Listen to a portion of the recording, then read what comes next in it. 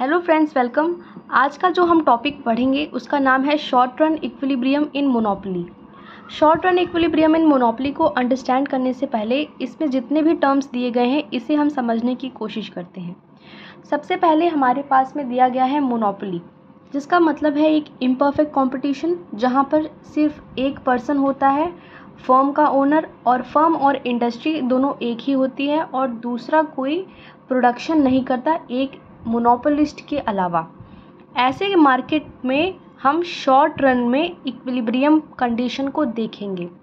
Short run ऐसा period होता है जो बहुत ही छोटा होता है और जो हमारे फैक्टर्स ऑफ मार्केट होते हैं उन्हें हम शॉर्ट रन में चेंज नहीं कर सकते, जैसे कि कैपिटल, लैंड, इन सब चीज़ों को हम शॉर्ट रन में चेंज नहीं कर सकते। और दूसरी चीज़ है इक्विलिब्रियम, मतलब एक ऐसा कंडीशन जहाँ पर एक पर्टिकुलर पर्सन जो आउटपुट क्रिएट कर रहा है या फिर जो प्रोडक्शन कर रहा है, तो इक्विलिब्रियम पॉइंट का मतलब होता है वो ऐसे पॉइंट पर प्रोडक्शन कर रहा है जिससे ज़्यादा प्रोड्यूस करने पे और जिससे कम प्रोड्यूस करने पे उसे एफिशिएंसी नहीं मिलेगी, ज़्यादा प्रॉफिट नहीं मिलेगा। तो उसी इक्विलिब्रियम पॉइंट को आज हम इस ग्राफ पर पहले ड्रॉ करेंगे, फिर आगे बहुत सारे ग्राफ देखेंगे शॉर्ट रन इक्विलिब्रियम में। ठीक है, अब हम ड्रॉ करेंगे step by step the equilibrium graph. यहाँ पर देखिए, यहाँ पर हमारा होता है आउटपुट, कितना जो मोनोपोलिस्ट है वो प्रोड्यूस कर रहा है, वो इस हॉरिजॉन्टल एक्सिस पर होता है। और यहाँ पर होता है कॉस्ट एंड रेवेन्यू। ठीक है, और ये वाला जो मैंने कर्व ड्रॉ किया है ये है एवरेज रेवेन्यू कर्व, और एवरेज रेवेन्यू कर्व मोनोपोली का प्राइस के इक्वल होता है। अब एवरेज रेवेन्यू कर्व आपको पता ही है क्या होता है, लेकिन यहाँ पर आपको देखना है कि मोनोपोली में जो एवरेज रेवेन्यू कर्व है वो डाउनवर्ड स्लोपिंग है। Downward sloping average revenue curve. ऐसा क्यों है? ऐसा इस वजह से है क्योंकि मोनोपोली में हमने फीचर्स जब पढ़ा था तो उसमें हमने देखा था कि जो प्राइस है और जो आउटपुट है ये दोनों इनडायरेक्टली रिलेटेड हैं। मतलब अगर हमारा प्राइस कम होगा तब हमारा आउटपुट बढ़ेगा। इस वजह से जैसे जैसे यहाँ पर आउटपुट बढ़ते जा रहा है वैसे वैसे हमारा प्राइस जो है कम होते जा रहा है। इस वजह से हमारा एवरेज रेवेन्यू कर्व या फिर प्राइस कर्व डाउनवर्ड स्लोपिंग है। अब हम बनाएंगे मार्जिनल रेवेन्यू कर्व, जो ऐसे बनता है। ठीक है, मोनोपोली में marginal revenue curve average revenue curve की तरह ही फॉलिंग इन नेचर है, डाउनवर्ड स्लोपिंग। लेकिन आप देख सकते हैं कि एवरेज रेवेन्यू कर्व से ज़्यादा स्टीपर है मार्जिनल रेवेन्यू कर्व, क्योंकि जो मार्जिनल रेवेन्यू कर्व है इसका जो फॉल करने का रेट है वो एवरेज रेवेन्यू कर्व से ज़्यादा है। मार्जिनल रेवेन्यू कैसे निकालते हैं पहले हम एक बार थोड़ा सा ये देख लेते हैं। तो यहाँ पर हमारा मार्जिनल रेवेन्यू है, तो मार्जिनल रेवेन्यू का मतलब होता है जो एडिशनल यूनिट मोनोपोलिस्ट ने प्रोड्यूस किया। सपोज़ वो पहले 2 यूनिट्स प्रोड्यूस करता था, 2 क्वांटिटी, और अब उसने 3 क्वांटिटी प्रोड्यूस किया, तो एक यूनिट ऑफ आउटपुट को बढ़ाने पर कितना रेवेन्यू का चेंज हुआ उसको मार्जिनल रेवेन्यू कहा जाता है। लेकिन अब क्वेश्चन ये है कि ये ज़्यादा स्टीप क्यों है? ये ज़्यादा स्टीप इस वजह से है क्योंकि हमारा जो एवरेज रेवेन्यू है वो क्वांटिटी जैसे जैसे इंक्रीज़ करते जा रहा है वैसे वैसे रेवेन्यू जो है कम होते जा रहा है। इस वजह से मार्जिनल रेवेन्यू इसके कंपैरिजन में और कम होते जा रहा है। इस वजह से ये बहुत ज़्यादा स्टीप है। ठीक है, अब जो तीसरी कर्व है वो है हमारा marginal cost curve. Marginal cost curve ऐसे होता है टिक मार्क शेप में। अब यहाँ पर आप देख सकते हैं मार्जिनल कॉस्ट कर्व और मार्जिनल रेवेन्यू कर्व यहाँ पर इंटरसेक्ट कर रहे हैं। तो जिस भी पॉइंट पर ये इंटरसेक्ट करेंगे उसका मतलब होता है मार्जिनल कॉस्ट और मार्जिनल रेवेन्यू इक्वल हैं। जहाँ पर भी ये कंडीशन सेटिस्फाई होता है उसी को शॉर्ट रन इक्विलिब्रियम कहा जाता है। अब आप जब इस चीज़ को यहाँ पर वर्टिकली डाउनवर्ड लेंगे एक्स एक्सिस पर, तो आपको वो क्वांटिटी मिल जाएगी जिसे हम क्यू मैक्स भी कह सकते हैं। ठीक है, तो यही वो आउटपुट है जहाँ पर प्रॉफिट मैक्सिमाइज होता है और इक्विलिब्रियम शॉर्ट रन में गेन होता है।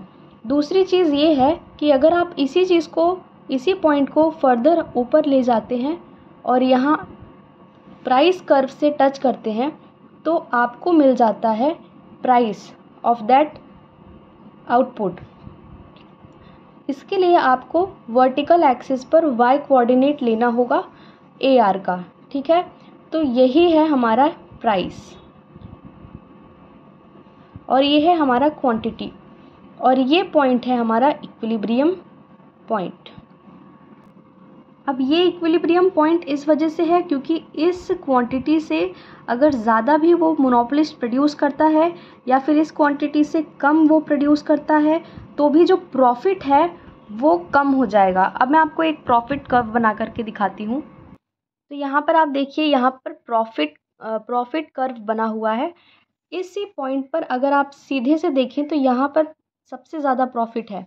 अगर यहाँ से इस तरफ भी आते हैं, क्वांटिटी को बढ़ाते हैं, तो भी आपका प्राइस जो है प्रॉफिट जो है धीरे धीरे डिक्लाइन होने लगेगा। और इस तरफ भी अगर प्रोडक्शन किया जाता है, मतलब प्रोडक्शन का जो यूनिट है वो कम किया जाता है, तो भी आपका प्रॉफिट जो है वो कम होते जाता है।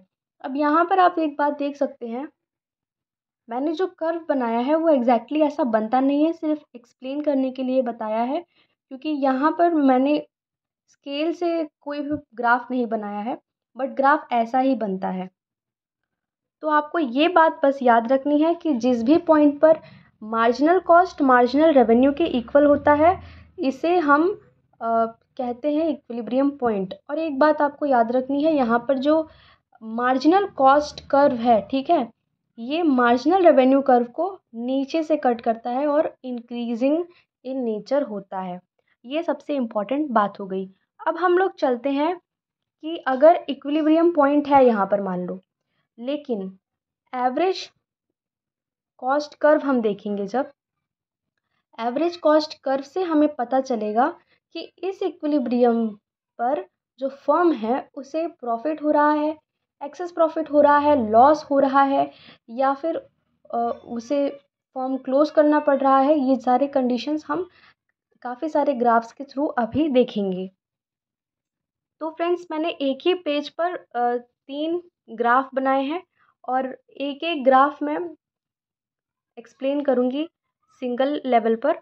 तो अभी सबसे पहले हम देखते हैं एक्सेस प्रॉफिट का कंडीशन। ठीक है, यहाँ पर इस वाले पहले वाले ग्राफ पर आप फोकस करिए, तो आपको देखने मिलेगा यहाँ पर हमने जो पहला वाला कंडीशन पढ़ा था, जो इक्विलिब्रियम कंडीशन पढ़ा था, वो ग्राफ है इसके अंदर। ये टिक मार्क शेप, MR और AR, इस पूरे कंडीशन को हम पहले से ही पढ़ चुके हैं। इस वजह से आपको अब सिर्फ फोकस करना है एवरेज कॉस्ट कर्व पर। ठीक है, आपका फोकस हर एक ग्राफ पर सिर्फ एवरेज कॉस्ट कर्व पर होगा, क्योंकि हमने बाकी सारे कर्व को पहले ही एनालाइज कर लिया है। एक्सेस प्रॉफिट कब होगा? जब ये इक्विलिब्रियम कंडीशन जो हमने पढ़ा वो होगा, और उसी के साथ में जो एवरेज कॉस्ट कर्व है वो, तो जो एवरेज कॉस्ट कर्व है यहाँ पर, वो एवरेज रेवेन्यू कर्व से कम होगा, नीचे होगा। मतलब कि आपका एवरेज रेवेन्यू क्या है, वो आपके एवरेज कॉस्ट से ज़्यादा है। ऐसे केस में अगर आपका रेवेन्यू ज़्यादा है और कॉस्ट कम है, तो इसका सिंपल मतलब तो यही निकल रहा है ना कि आपको प्रॉफिट हो रहा है। तो यहाँ पर आपको होगा एक्सेस प्रॉफिट। अब इसको हम एक बार इस तरीके से पढ़ लेते हैं, जहाँ पर हम लोग थोड़े मैथमेटिकल टर्म्स देखेंगे। यहाँ पर आप देख सकते हैं, पहले हम टोटल रेवेन्यू निकालने की कोशिश करेंगे। टोटल रेवेन्यू का मतलब होता है हमारा जो आउटपुट है मल्टीप्लाइड बाय कितना प्राइस है। तो आउटपुट हमारा OQ है और प्राइस हमारा OP है। टोटल रेवेन्यू हमारा कितना निकल के आ रहा है, OPRQ।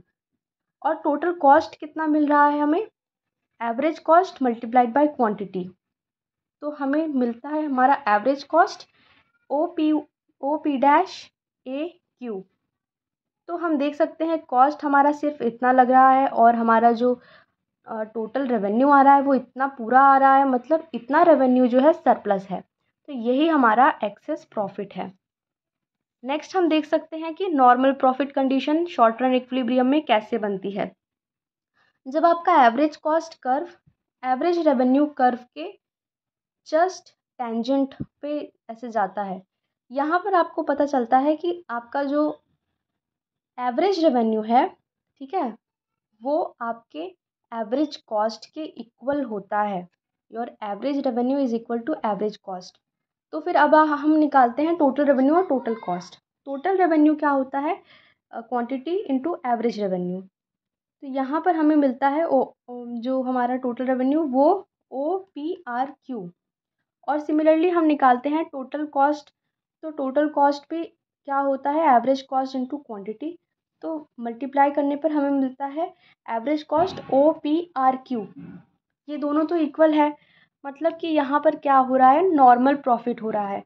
जितना वो मोनोपोलिस्ट अपना लगा रहा है कॉस्ट, उतना ही उसे रिटर्न में मिल रहा है। नेक्स्ट हम देखते हैं लॉस वाली कंडीशन शॉर्ट रन में। ये हमने जो शॉर्ट रन इक्विलिब्रियम देखा था, यहाँ पर सेम वही ग्राफ है, बट आपको देखना है हमारा जो short run average cost curve है वो क्या हो गया है, एवरेज रेवेन्यू से ऊपर हो गया है। इसका सिंपल इम्प्लीकेशन ये होता है कि हमारा जो एवरेज कॉस्ट है वो एवरेज रेवेन्यू से ज़्यादा हो गया है। मतलब जो आप पैसा लगा रहे हैं वो ज़्यादा है और जो आपको मिल रहा है रेवेन्यू फॉर्मेट में वो कम है। तो प्रॉफिट और लॉस का कैसे पता करेंगे, total revenue minus total cost. Total revenue हमने निकाल लिया तो हमें क्या पता चला, टोटल रेवेन्यू हमारा है OP1, मतलब OP-R-Q। लेकिन जब हम कॉस्ट निकालते हैं तो हमें पता चलता है कि कॉस्ट हमारा है OPRQ, मतलब OPRQ।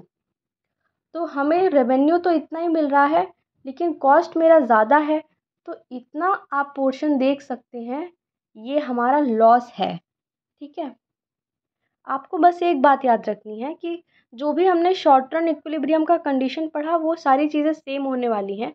बस आपको ये जो short run average cost curve है इसका पोजीशन याद रखना है। जब वो एवरेज रेवेन्यू से कम होगा तब एक्सेस प्रॉफिट होगा, जब वो बराबर होगा तब नॉर्मल प्रॉफिट, जब कॉस्ट ज़्यादा होगा और रेवेन्यू कम होगा तो लॉस। तो उन तीनों कंडीशन को देखने के बाद दो कंडीशन शॉर्ट रन इक्विलिब्रियम में और बचती हैं जिसे हम अभी देख लेते हैं। तो शॉर्ट रन इक्विलिब्रियम मान लीजिए है और आपका जो एवरेज कॉस्ट कर्व है वो यहाँ पर है, ठीक है, ऊपर एवरेज रेवेन्यू से ऊपर है, मतलब कि आपका जो एवरेज कॉस्ट है वो एवरेज रेवेन्यू से ज़्यादा है, इसका मतलब आपका लॉस होने वाला है। लेकिन साथ ही में आपको एवरेज वेरिएबल कॉस्ट कर्व का भी ग्राफ जो है कर्व यहाँ पर ग्राफ में दिया हुआ है, और ये क्या है, ये आपके एवरेज रेवेन्यू के टेंजेंट है। इसका मतलब यहाँ पर ये होता है आपका जो एवरेज रेवेन्यू है ये आपके short run average variable cost के इक्वल है। ठीक है, एवरेज वेरिएबल कॉस्ट का यहाँ पर क्यों इम्पोर्टेंस इतना दिया गया है, क्योंकि हमारा जो टोटल कॉस्ट होता है वो हमारा fixed cost plus variable cost का समीशन होता है। तो फिक्स्ड कॉस्ट तो लॉस में भी अकर होने ही वाला है। ये तो आप ज़ीरो आउटपुट प्रोड्यूस करो या फिर वन आउटपुट या फिर 1000 कितना भी प्रोड्यूस करो, ये तो अकर होगा ही होगा, आप इसे हटा नहीं सकते हैं। तो प्रॉफिट आप किस पे देखेंगे, मेनली इस पर देखेंगे, वेरिएबल कॉस्ट पर। और वेरिएबल कॉस्ट तो आपका कवर हो ही रहा है, तो यहाँ पर इस पॉइंट को हम कहते हैं शट डाउन पॉइंट। मतलब यहाँ पर अगर वो टच हो रहा है तो इतने पे वो प्रोडक्शन करता ही रहेगा, क्योंकि एटलीस्ट उसका एवरेज वेरिएबल कॉस्ट तो वापस आ रहा है ना, इस वजह से। और लास्ट जो है यहाँ पर फर्म क्लोजेस, यहाँ पे शट डाउन पॉइंट नहीं, शायद इसे ब्रेक इवन पॉइंट कहते हैं। ठीक है, और यहाँ पे ये जो है ये क्लोज कर देगा। देखो, जब जो हमारा मोनोपोलिस्ट है उसे वेरिएबल कॉस्ट भी नहीं वो कवर कर पा रहा है, जब तब वो अपने फर्म को पूरी तरीके से बंद कर देगा। मतलब यहाँ पर लॉस तो हो ही रहा है, यहाँ पर भी लॉस हो रहा था, लेकिन इसे वेरिएबल कॉस्ट ये कवर कर ले रहा था। लेकिन यहाँ पर वो वेरिएबल कॉस्ट भी नहीं कवर कर पा रहा है, आपका फिक्स्ड कॉस्ट भी वो उसका जा रहा था और वेरिएबल कॉस्ट भी वो नहीं कवर कर पा रहा था, मतलब बहुत ज़्यादा उसे लॉस हो रहा था। तो ऐसे कंडीशन पर पहुँचने के बाद वो जो मोनोपोलिस्ट है वो फर्म को पूरी तरीके से क्लोज कर देगा। तो हमने शॉर्ट रन इक्विलिब्रियम को कम्प्लीटली स्टडी कर लिया और सारे ग्राफ्स को भी अंडरस्टैंड करने की कोशिश कर ली। अब हम लोग देख लेते हैं कि एक समरी फॉर्मेट में कि ये शॉर्ट रन इक्विलिब्रियम में क्या क्या चीज़ें होती हैं। शॉर्ट रन इक्विलिब्रियम में बेसिकली आपको इक्विलिब्रियम तो समझ में आ ही गया है। अगर आपका एवरेज रेवेन्यू कर्व जो है ज़्यादा है एवरेज कॉस्ट से, तो आपका टोटल रेवेन्यू टोटल कॉस्ट से ज़्यादा होगा और आपको एक्सेस प्रॉफिट मिलेगा। अगर आपका एवरेज रेवेन्यू एवरेज कॉस्ट के बराबर है, मतलब आपका जो टोटल रेवेन्यू आप पाएंगे पूरा सेल करने के बाद और आपका जो टोटल कॉस्ट है वो दोनों इक्वल होगा, तो कॉस्ट और रेवेन्यू इक्वल मतलब नॉर्मल प्रॉफिट। फिर आपका जो एवरेज रेवेन्यू है अगर वो कम है एवरेज कॉस्ट से, मतलब आपका कॉस्ट ज़्यादा लग रहा है आपको पर रेवेन्यू कम मिल रहा है, तो आपको आपका जो टोटल रेवेन्यू है वो कम होगा, टोटल कॉस्ट ज़्यादा होगा और आपको लॉस हो जाएगा। फिर यहाँ पर आता है average revenue is equal to short run average variable cost curve. मतलब आपका एवरेज रेवेन्यू जो है आपके वेरिएबल कॉस्ट के एवरेज वेरिएबल कॉस्ट के इक्वल आ रहा है, तो ऐसे केस में आपका टोटल रेवेन्यू आपका टोटल वेरिएबल कॉस्ट के इक्वल होगा और यहाँ पर आप ऑपरेट करेंगे शट डाउन पॉइंट पर। और लास्टली आप देख सकते हैं कि आपका जो वेरिएबल कॉस्ट है वो भी एवरेज रेवेन्यू से ज़्यादा हो जा रहा है, मतलब आप वेरिएबल कॉस्ट भी नहीं कवर कर पा रहे हैं। इस वजह से आप या फिर जो मोनोपोलिस्ट हैं वो फर्म को क्लोज कर देगा। So you can take a screenshot of all these diagrams and with this we complete this topic. Thank you very much for watching this video and please like and share with your friends.